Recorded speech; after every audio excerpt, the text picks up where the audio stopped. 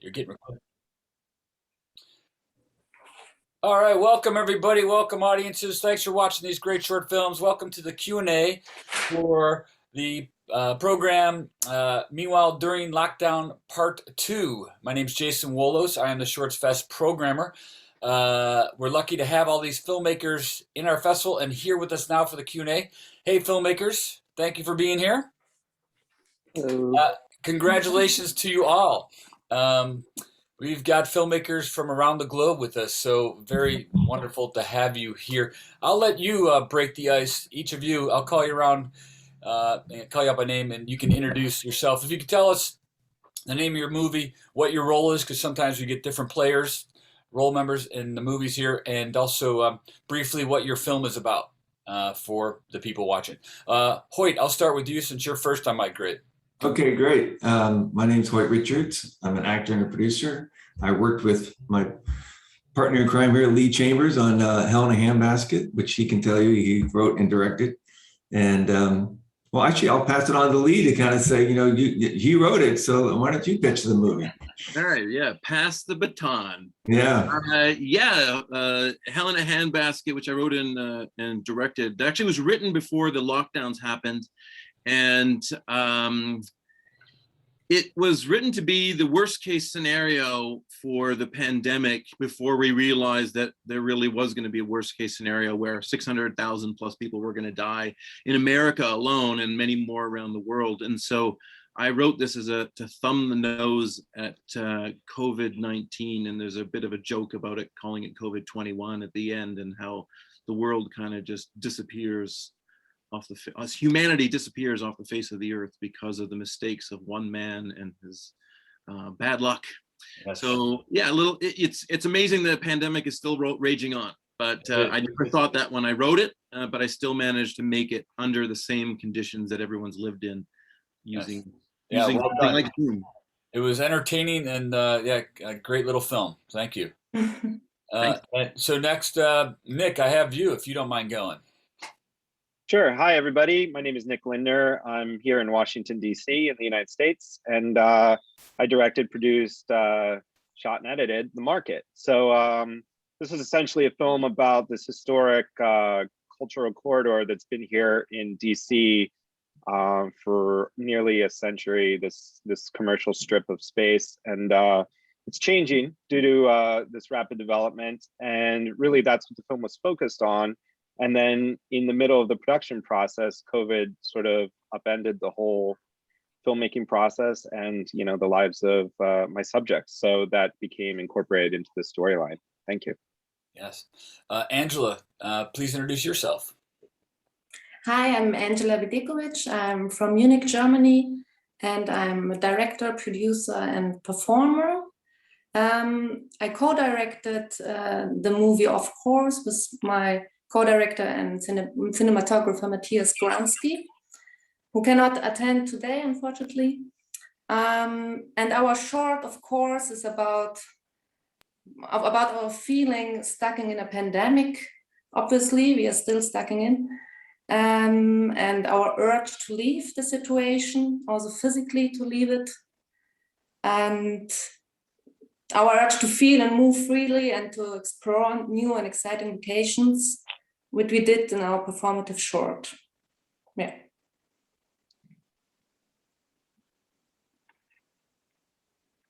Thank you. You're muted, Jason. My own rule. I said all wonderful films. Angela, your film is wonderful. Thank you. Thank you for having us. Yeah, Shauna, you go next, please. Hi there. My name is Shanna Lee Gibson, and I am the one-woman producer, director, creator, writer of Perseverance. So I shot the film on the mobile phone, 2 mobile phones, the XR 12 Pro Max and drone. It was sort of my first attempt at the drone, and that was a lot of fun. Basically, it was Perseverance is about a heart-based approach to COVID and racial injustice, and just being part of all of us going through the pandemic and seeing it happen globally and realizing that our destinies are completely linked for for the first time in perhaps my history, as opposed to my grandparents' history, for all of us. So I wanted to write something that was inspiring, and that's a result of perseverance. Good, thank you, and that you did. Thank you, Baker. Please introduce yourself. Your film. Hi, my name is Baker Chase Powell. Our film was A Machine for Boredom. I'm actually the actor in the film. The director is Mark Cartwright. He couldn't be here today. Oh, okay. But yeah, so happy to be here. Oh, there he is. Yeah, he's working in the other room. He's a photographer. Hey, and that wasn't that a famous news clip from the pandemic? Speaking of meanwhile during lockdown, remember that one newscaster and his kids walked in? Oh, yeah. You just recreated that historic news clip. He could pop in here for a second, but he's shooting right now.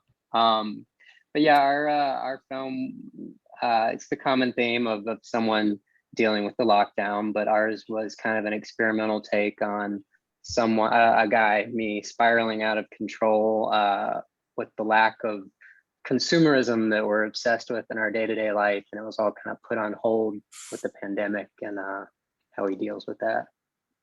Yes, it was. Thank you. And Jean-Marc, am I saying your name correctly? Thank you for joining us. Unmute yourself. You're still muted. And then once you do that, if you would introduce yourself. You're still muted. The audio, Jean-Marc. Can't hear you. Can't hear you. All right, I'm going to continue. We'll come back to you in a second. Jean-Marc, you got to unmute yourself. Let's see if I can help you with that over here. Jean-Marc, ask to unmute. There you go. How's that now? Try it now. Right? Yay! Yes, there he is. Sorry again. Okay. I'm not used with that, and I'm sorry about my English also. So I'm in Paris, and I directed and produced this short film.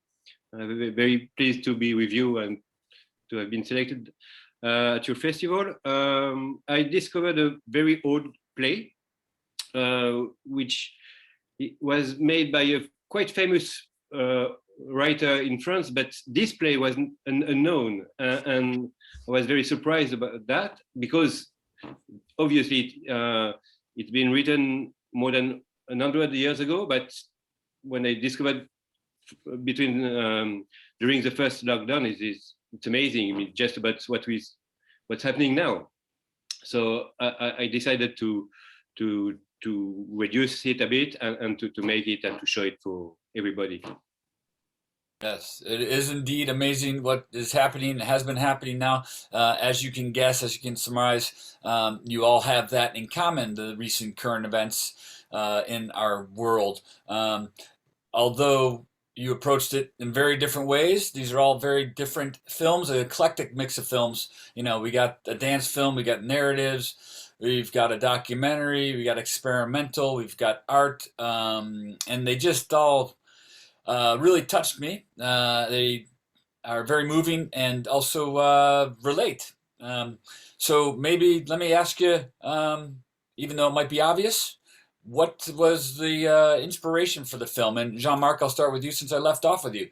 Was it just that play, that poem from the famous, who was the author of that also? And then what inspired you for that movie? Octave Mirbeau. Okay. Yeah.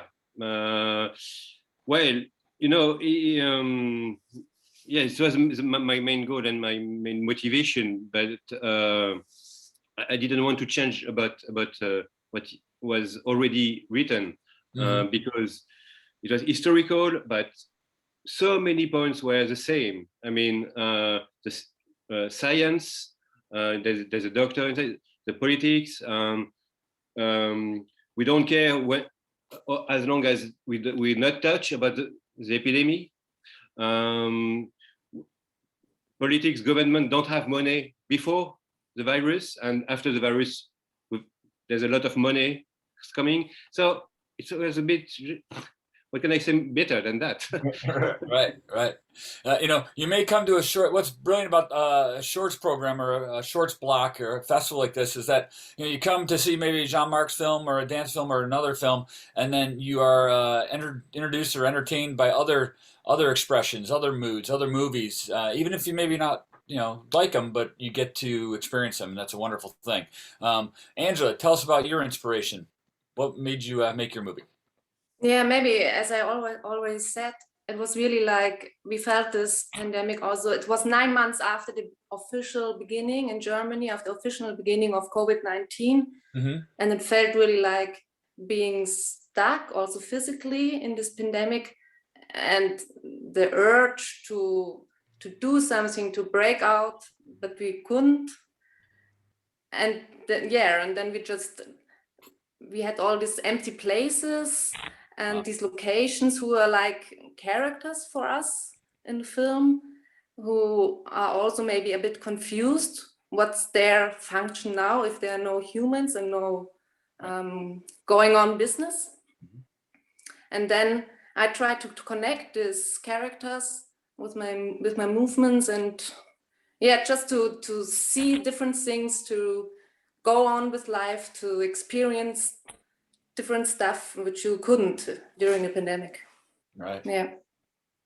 Wow. Yeah. Lee, how about you? What was the start of the movie? What was the inspiration? Well, it was just that it was coming up, right? So the pandemic numbers in, say, December, January, and coming into February.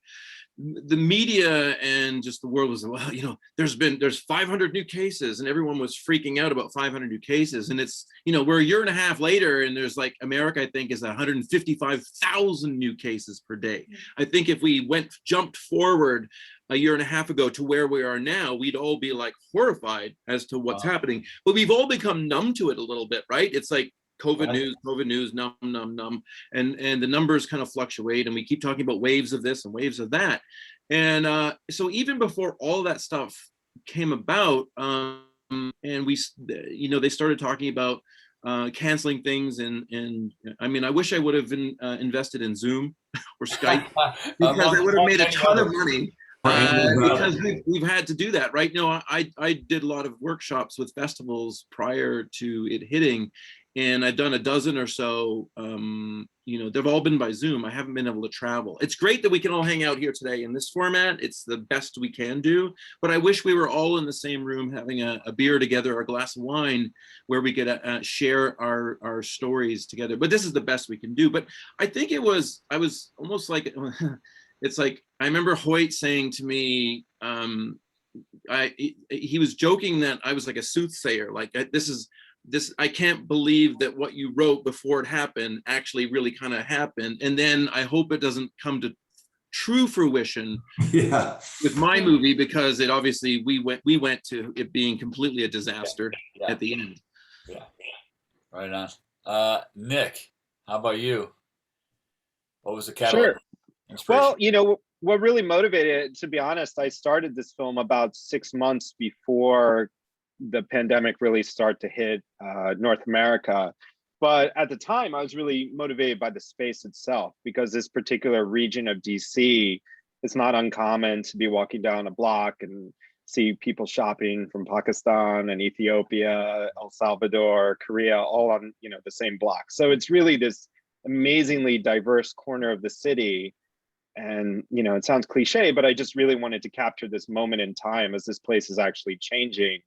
And so, really, I wanted to capture that. And then the pandemic happened, right? I mean, and accelerates a lot of those changes. So, I really just wanted to capture that space. And you see a lot of, wide shots in there, which is something I really responded to in Off Course as well. I love those big wide shots, but I really just wanted to see that world. Yeah, we could have easily placed a lot of these films in different categories, if you will. We got like a comedy or a location, place, geography thing, or a dance piece. But the touches of recent events brought us to this kind of block together, which is, I think they work well together. Baker, how about you? What was your catalyst inspiration? I think our main inspiration was kind of how once the pandemic hit, everything was kind of like put on hold. So it was kind of like a now what, now what feeling. And our biggest thing, like in LA, there's movie billboards and posters everywhere. And as soon as the pandemic hit, it was just that same movie up for like months and months saying it was going to come out, but obviously it didn't. Like, I think The Quiet Place 2 was up for like half the year. So it was just kind of like a visual inspiration of how things were just kind of dead in the water, and like, what do we do now? Right. Thank you. And Shauna, how about yourself? What was your inspiration?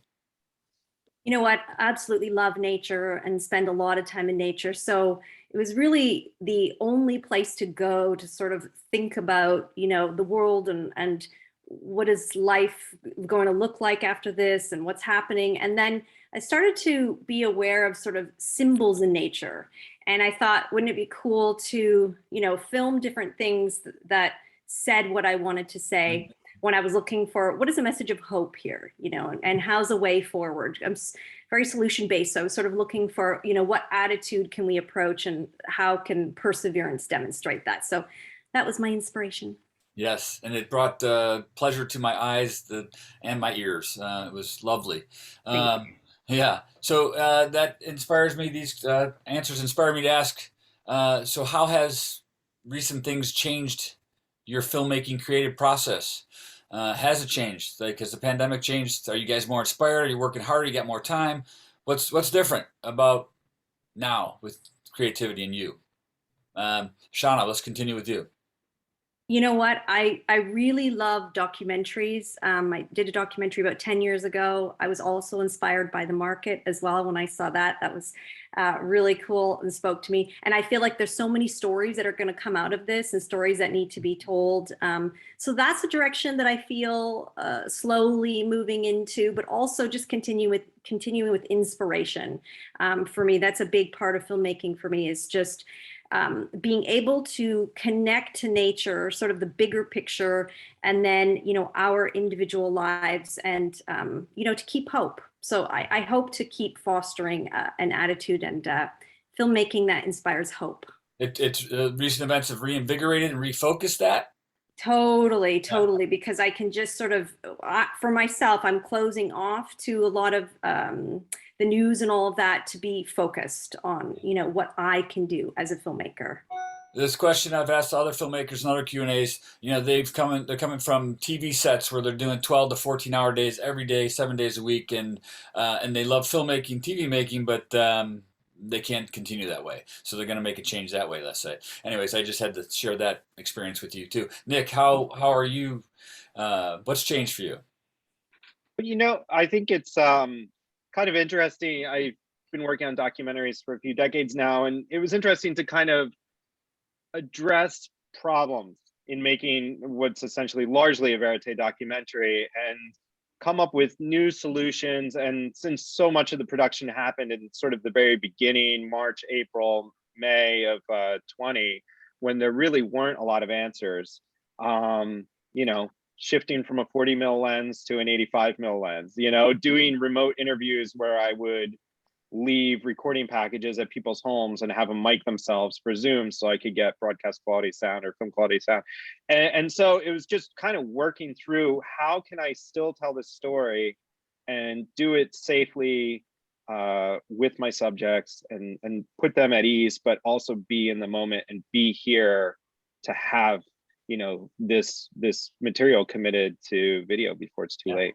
It sounds like, though, you like that wide angle lens, huh? You like it for locations, geography? Of course. I know, it's beautiful. Hey, Hoyt, how have you changed in the last year creatively? Yeah, I mean, initially it was really clear that the thing I could work on was writing. So being a writer, I was really productive the first 6 months. The last 6 months, not as much, but it's put my focus on, like, I've got a docuseries project, like films or projects that are a smaller crew, because I've got, I'm generally working as a budget as an independent filmmaker under $1 million. And when you add in the COVID price now, that just, puts the budget up at least 20 or even 30%, depending on how restrictive it is. So I've been putting those things more as something I can do down the road, or right now I can do either like shorts or smaller projects, whether it's docuseries. The crew's about 5, and those are more manageable right now in the current climate. So that's kind of been the pivot that I've gone through. Got it. Well, your grease boards in the background are making me feel like I got to get to it here. That's right. You look busy. Lee, what's changed for you creatively? What are you up to?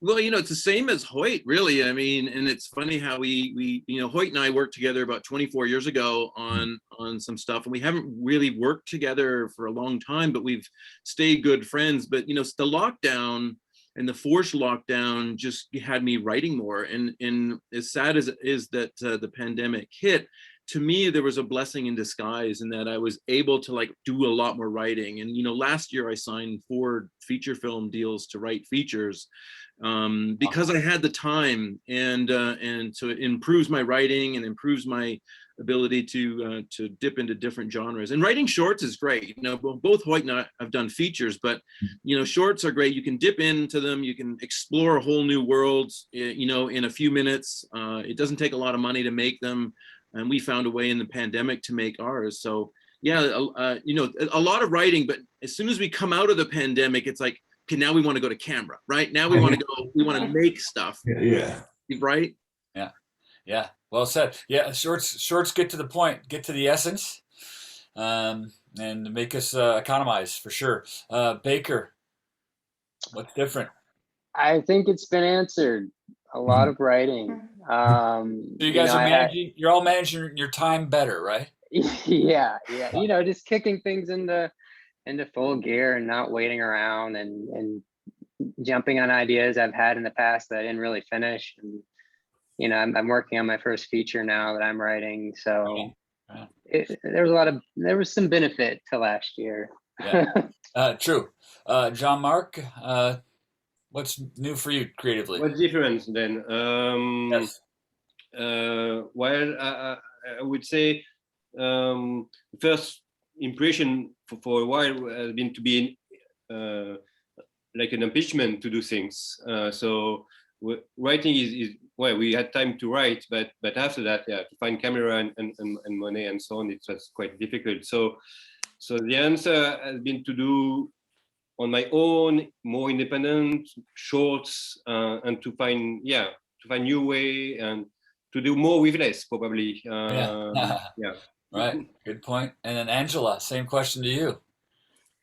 Yeah, actually, it's more local now. So it's more with local workers, local locations. It's not flying somewhere. So the work is more local in the moment. And also many ideas, as the others said, many things more low budget and spontaneously, and and more reacting on how things are changing, and so more flexibility in general. Yeah, which is a good thing, I think. Yeah. Let me pose the next question to you, Angela, just because your Wi-Fi is a little bouncy there. What was the challenge making your movie? Was there any challenges at all? Difficulties?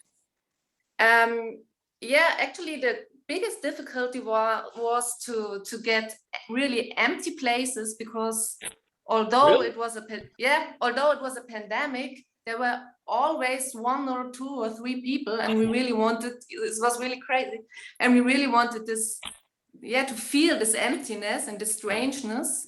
So we had to pick very special times, very in the morning or in the evening. You captured it, so you must have gone to some lengths to get different locations and different times, because there are also a couple of lost places in Bavaria. Mm-hmm. So places whom nobody is living in, and here were a bit and very moody.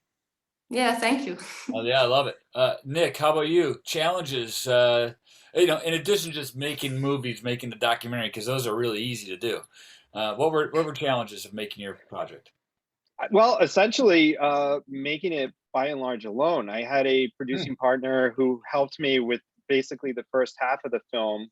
And then she actually became pregnant and didn't want to be on location. We were in the middle of a pandemic and didn't feel safe. So in my world outside of this project, I'm usually working on large crew projects, and to be alone, sort of mixing my own sound in the field and shooting and just kind of running around. But it was very meditative in its own way. It became almost this, this personal struggle to try and complete it and keep myself motivated during the pandemic. Yeah, one with the location, the situation. But you're in DC, right? Yeah. What's in San Francisco here? We now have a new concern. It's a recent development kind of thing where filmmakers are getting mugged, they're getting robbed, they're getting attacked for their gear. Yeah. I haven't had that experience here. I mean, I've had that experience in other parts of the world, but yeah, no, I think in general, though, there was definitely times where being alone in certain parts of the city after dark, I was shooting some other projects for other clients, and definitely there in the height of the pandemic when downtown was essentially a ghost town, and it felt like the Wild West down there. So yeah, there were some moments where I didn't want to be out on the street with a camera on my shoulder alone at 11 p.m. for sure. Yeah, get another partner with you for another set of eyes, or just be aware, be safe. How about Baker? Challenges, difficulty shooting making your movie? For this particular project, no, there wasn't many. All right, well then you're done. But it was what we were going for, kind of, because everything we'd done up until this point was like a narrative short film. And we wanted to do something more experimental where we did follow a blueprint and we had an outline and everything. But if something didn't work, then we could just kind of creatively come up with something else, because it was more in the experimental world. Yeah, the benefit of experimental. It was refreshing. Yeah. You ever what's the movie? Old silent film, The Passion of the Joan of Arc. You recalled that for me, which is a compliment. It's fantastic. Okay, I'll tell Mark that. What was it called? A little drier. Yeah, The Passion of the Joan of Arc. Passion of the Joan of Arc. I think the 20s, a silent film. Anyway, Danish. Okay. Danish. Thank you. All right, Nick. Oh, okay. He's the historian. Very cool. Very cool indeed. How about Hoyt and Lee? What was the challenges of making special effects? Because some nice special effects in your movie. Yeah, Lee definitely had to do the heavy lifting. I just literally shot mine on my part on the iPhone here in this office, actually. So with a buddy of mine, so that was the easy part, but it was giving him the dialogue so the other actor could work off my performance. So I had to do my performance before his, and then Lee did the rest. Basically, he did all the heavy lifting, so he can speak to that. Did you say you produced it too, Hoyt, or you just? Yeah. So, I mean, any challenges? Did you have to bring resources together? Or? No, I mean, again, like it was good because it was the pandemic. It's like, what's the simplest thing? Well, you could be on a Zoom call, and it's like, okay, well, we'll just shoot me as this is my Zoom call, and so that part wasn't, and it was literally just putting the iPhone on the sticks and just kind of shooting, kind of keep it clean, like. So then Lee had to go do all the special effects and create the whole world. I mean, I was just that part. I didn't even need to really direct Hoyt. I mean, we talked about the script, and then he literally just sent me data, and I selected the takes that I liked. And the great thing, really an advantage, I know you're talking about problems, but the advantage was that I selected all the takes of Hoyt's actual performance for the final film, and the other actor had the ability to know exactly that performance and to gauge his performance to Hoyt's final performance. So the delay was kind of beneficial, if you will. Yeah, in a way, it actually worked. The real issue, and you mentioned the snow, shot in here in Canada. We shot in it was like mid-December in Regina, Saskatchewan, and we had snow, but it wasn't a lot of snow. And so the exterior scenes, and we have these drone shots. We did test drone footage to decide the angles for how we were going to do the drone shots, but there wasn't enough snow on the ground. And then I thought, well, we'll just come back in January after we've had a snowstorm, or February, and we never got a lot of snow. And so it was like February, and now it's March, and I had to actually send the footage to these two guys in India to add CG snow, which is crazy to think, you have to add snow to a Canadian movie in the middle that we shot in the middle of winter. Right. So there's some snow, but they had to fill in some spots where there wasn't snow to make it work. Yeah, that has me thinking about other topics we could talk about with current phenomena, but we're not going there. Jean-Marc, challenges. Well, main I challenge mean, was look, to your film is beautiful. Your acting's wonderful. The timing's flawless. well, thanks very much. And the challenge was to make a short classical film, actually, with a feature film with actors and technicians, but with no money at all. The no money challenge. Yeah, we can So all for relate free. to that. So to find about 30 people at the end for free for a week, but we found, and that's what is great to, you know, it's art also, and people love that to do. And if they can, they join you for the adventure for free, and that's great. So I had to find someone to cook very well for them every day, and I found someone, and it was a great experience. Did you say you had some people helping out voluntarily for free? Did you say? Yeah, exactly. Nobody. Fantastic. I mean, I'm in San Francisco, and when I started, you can go and ask for PAs or go ask for people to help for free, and it's not really possible anymore. So well done. That's an accomplishment right there. You got some good friends. Shauna, your film was easy to make, right? Just you and nature. Yeah, just me and nature. It was pretty simple. The most difficult part was that I had certain locations in mind, and then we would be geared up to go, and then it would say, this is all locked down, so you can't go to these caves, you can't go here, you can't go there. So I was like, okay, well, let's go the opposite direction, So it's just very intuitive, very flexible. Okay, we're not going to go there, so we're going to go here. But it was a little frustrating because, I had a certain vision in mind of what that was going to look like, and then it was just like, no, you can't go there. Right. I thought you were going to say operating the drone, or there was going to be some drone. Yeah, the drone. Yes, I almost lost the drone, definitely. And so that was a little bit challenging. It was fun, but yeah, I would say droning. I think that I was really ambitious about how much I could accomplish in terms of, I wanted to be as diverse as possible, because I know it's a very simple film, but I wanted it to have beautiful landscapes, and I knew that the drone would contribute to that. So I got it, and then in one of the shots I took, the drone out over the mountains, and it was overexposed in one area, so I couldn't use that, and I didn't have any ND filters for the drone at that time. And then all of a sudden I just lost complete eye line of the drone, and then I was scrambling to find it, and anyways, it was quite funny. But there's a return to home button that works well. And thankfully in this situation, there were no trees in the way, and the drone came back. So lesson learned. Real quick, since we're on technology slightly, do you filmmakers think your technology, your access to technology, the current state of technology being so universal, has improved your filmmaking, made your filmmaking more accessible? How's it changed your filmmaking? Lee Hoyt, you guys... Yeah, I mean, I think it's completely changed the whole game in the sense that you have no excuses anymore. Like, if you want to actually go do something, there's nothing really standing in your path anymore. It's just effort, because the equipment is affordable, and you can, just like Jean-Marc said, you can always find people that rather be doing something than not doing something. So I think that's the beauty of it. It's eliminated the excuse that, oh, I don't have the means. It's just, can you write something or create something that works within those means? And the execution of it's really, really possible now. So I think that's been amazing. Yeah, not to be presumptuous, but I think we're kind of close in generation. And I started in the film days too, when to get your hands on a flatbed was a whole different story. Exactly. Yeah, the whole different game. So yeah, I think that's why the younger generation growing up doing YouTube and all these different things, creating content, it's going to be interesting what's going to happen coming forward. So yeah, it's going to be exciting.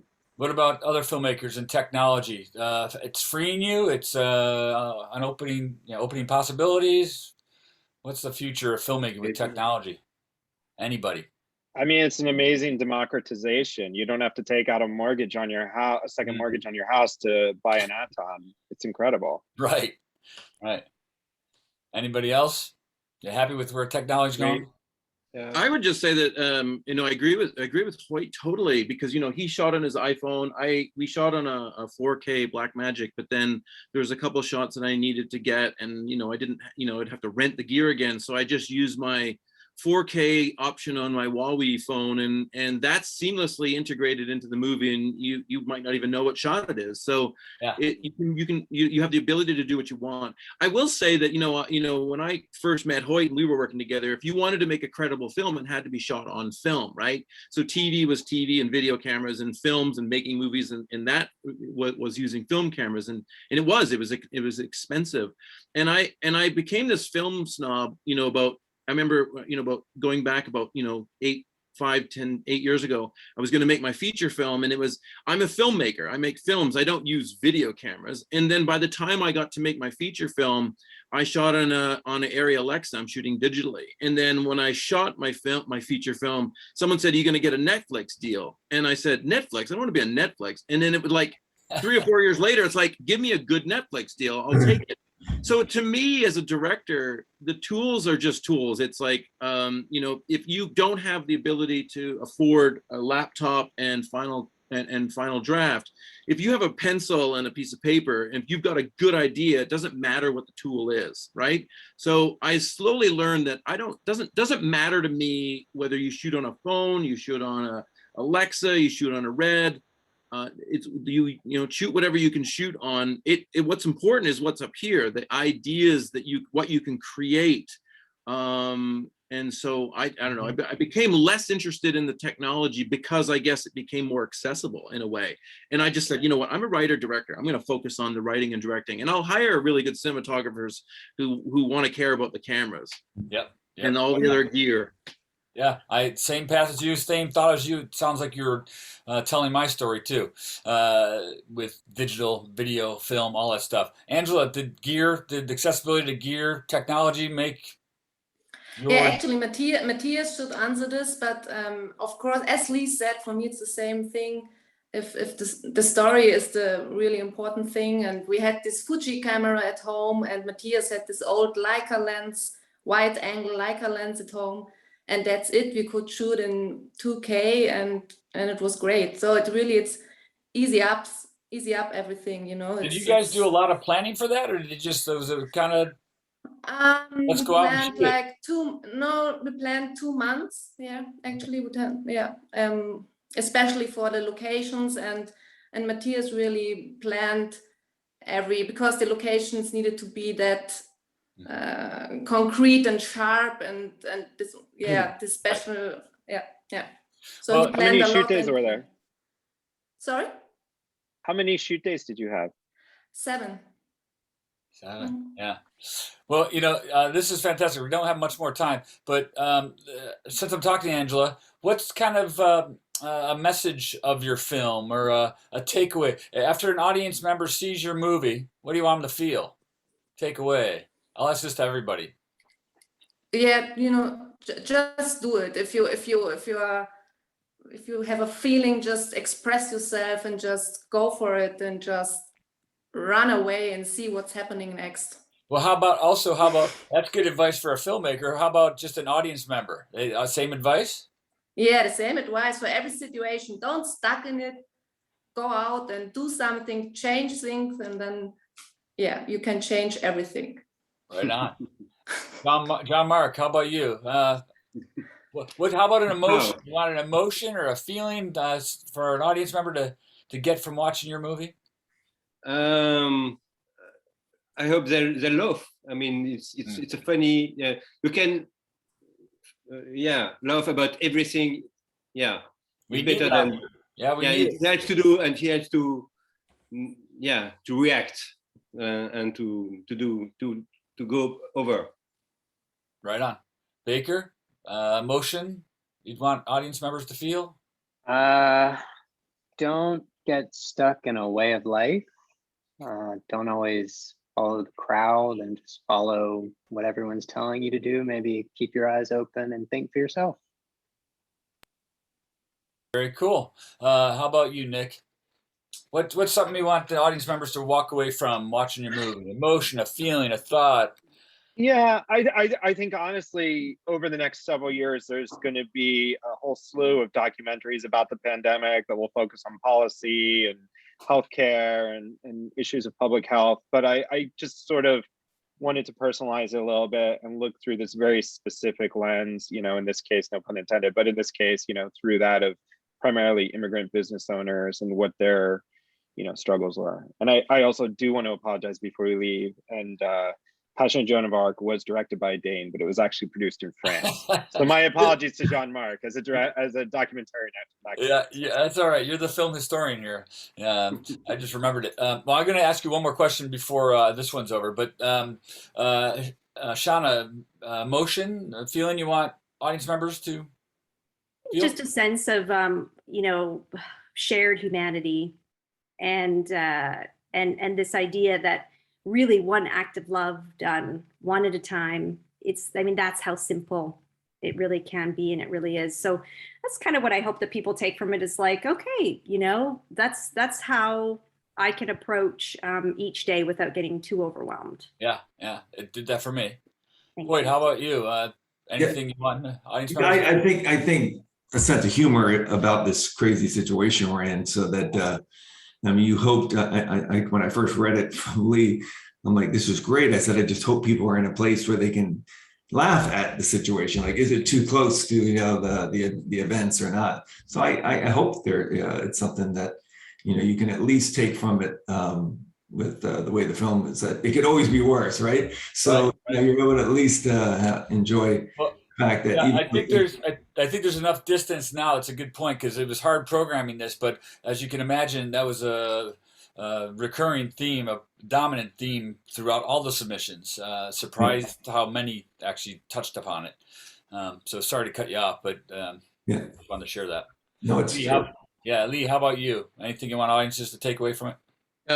Hoyt's right on the money, but at the end of the credits, I put a little dedication to it. COVID-19 is officially, it's called it's COVID-2, right, on this thing, and I added at the beginning of it, I changed the name to FU COVID-2, so you can determine what the FU stands for. And that's the thumbing your nose at it. So again, it's a chance to laugh. Because if you don't laugh, you'll cry, and there's enough people who've cried about it because it's affected their lives around the world. I would dedicate this movie to healthcare workers who have to deal with. Well, right on. Let me just cut you off then. That's kind of like my last question for you guys. Parting message, parting words. It could be, to audience members. It could be to each other. It could be to advice to future filmmakers or our colleagues. What's your parting message, Lee? Lee, I'll start with you. Yeah, just that. It's we need to learn to laugh at ourselves and enjoy. I think if you've got ideas, go out there and make it. Don't wait for somebody to tell you you can. And answer the phone when you get called. And tell your producer to mute his phone when someone else is talking. Sorry. That was your moment, Hoyt. That was your last part. Yeah, that was it. I was calling you. I was calling to give him some tips on what he was saying. I'm like, don't forget to mention the frog. Yeah, I called you. Sorry about that. Hoyt, do you want to any part? I think the pandemic in general was a chance to self-reflect. If you so choose, made that choice, and I think that was a really great opportunity for everybody. I know not everyone maybe took advantage of it, but it was just and like Angela was saying earlier, it's really this kind of global event that we all went through, that it's the closest thing we've had to having a war, right? So it's this thing that we're all on the same page about, and I think humor is something that you need to balance. Like Lee said, if you're not going to laugh, you're probably going to be crying. So I think it's important to kind of find that kind of balance. And then I just think we all take ourselves a little bit too seriously sometimes, and it's kind of nice to laugh once in a while. Yeah, indeed. Baker, parting words, last message. Just don't wait for opportunity to come to you.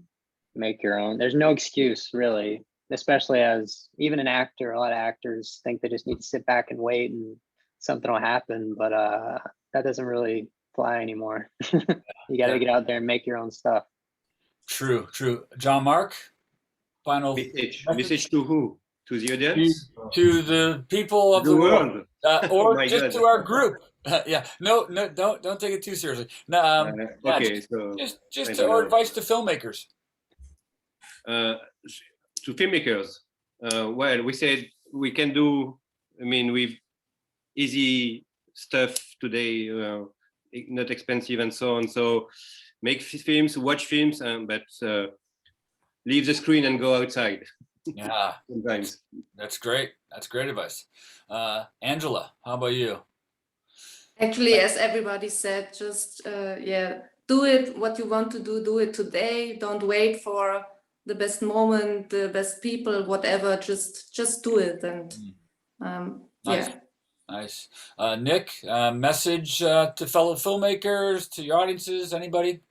I'm just incredibly grateful to the subjects in my film, Iris, Jaime, Giuseppe, Mario, and Muhammad. You know, without them allowing me to continue to stick a camera in their face in the midst of like incredible hardship, there would have been no film. Yes, lovely. And Shauna, how about you?